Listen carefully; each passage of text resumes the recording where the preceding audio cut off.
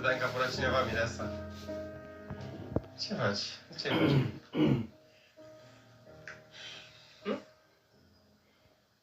Auzi? Nu-mi dau seama. Chiar n-auzi nimic. Nu, e liniște. Gata, acum E iubire. E iubirea noastră. Te-am lovit? Și așa o să fie de acum. Liniștită și caldă și fericită. Pentru că după atâtea căutări și încercări am găsit ce aveam nevoie. Ne-am găsit unul pe altul.